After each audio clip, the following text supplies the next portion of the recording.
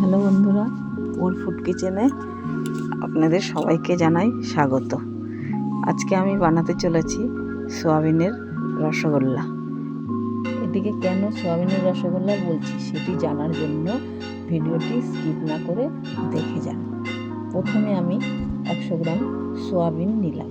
সোয়াবিনটাকে ভালো করে জলে একটু নুন দিয়ে সিদ্ধ করে নিলাম। তারপর সেই সোয়াবিনটাকে পুরোটা জল থেকে ঝরিয়ে নিয়ে শিলনোড়ার সাহায্যে বেটে নিলাম। বেটে একটা পাত্রে তুলে তার মধ্যে নুন, হলুদ, লঙ্কা, জিরা, আদা, গোলমরিচ বেটে রেখেছিলাম তার খানিকটা পেস্ট ওর মধ্যে দিলাম। দিয়ে ভালো করে সোয়াবিনের পেস্টটাকে হাতের সাহায্যে মাখিয়ে নিলাম। মাখিয়ে গোল গোল মিষ্টির আকারে করে রাখলাম।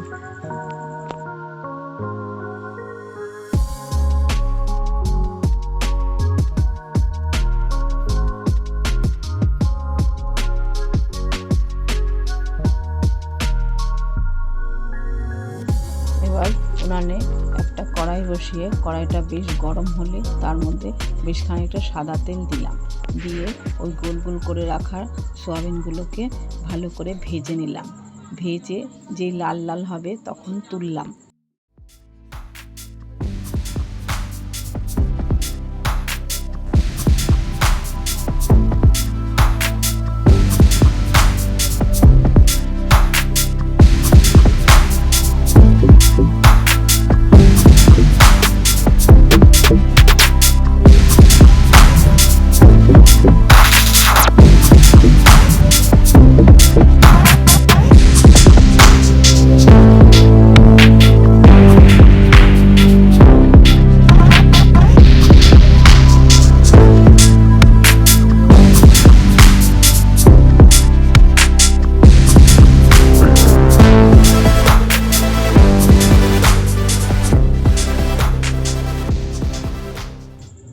ওই তেলের মধ্যে আর খানিকটা তেল দিয়ে দুটো তেজপাতা, দুটো শুকনো লঙ্কা, একটু সাদা জিরা, দুটো লবঙ্গ, দুটো এলাচ আর একটু হিং ফোড়নে দিলাম। দিয়ে তার মধ্যে কেটে রাখা টমেটো কুচি দিয়ে দিলাম।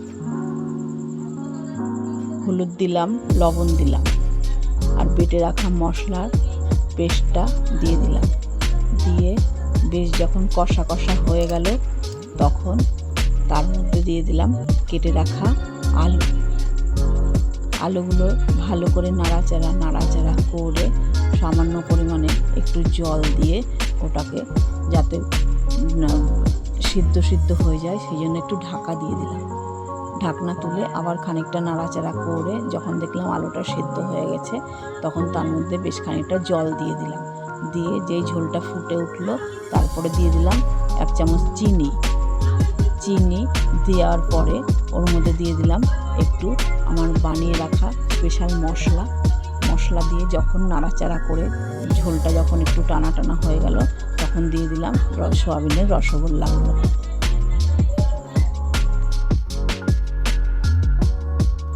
তারপরে ঝোলের মধ্যে ওই সোয়াবিনের রসগোল্লাগুলো দিলাম। দিয়ে বেশ যখন মাখা মতো হলো তখন একটা পাত্রে ঢেলে দিলাম। তৈরি হয়ে গেল আমাদের সোয়াবিনের রসগোল্লা।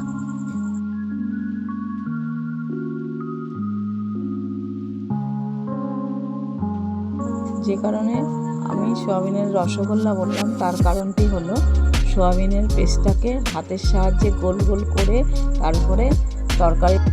বন্ধুরা দেখতেই পারলে মা কীভাবে তৈরি করলো আজকের এই রেসিপিটি। আজকে কিন্তু আমরা এই দিয়ে ভাত খেয়েছি। কী দিয়ে ভাত খেয়েছো অবশ্যই জানিও কমেন্টের মাধ্যমে। এছাড়াও যদি ভিডিওটি ভালো লেগে থাকে তাহলে লাইক, কমেন্ট, শেয়ারের পাশাপাশি সাবস্ক্রাইব করে রেখো। আর সাবস্ক্রাইবের সময় অবশ্যই পাশে থাকা বেল আইকনটি প্রেস করে রেখো যাতে আমাদের ভিডিওর সমস্ত নোটিফিকেশান ফার্স্ট তোমার মোবাইলে পৌঁছয় সর্বপ্রথম। তো নতুন ভিডিও আসা পর্যন্ত ভালো থাকো, সুস্থ থাকো আর আমার চ্যানেলের সঙ্গে যুক্ত থাকো। আর হ্যাঁ, এরপরে তোমরা কী বানানো দেখতে চাও অবশ্যই জানিও কমেন্টের মাধ্যমে। তোমাদের কথার মর্যাদা রাখার চেষ্টা করবো আমরা সবসময়।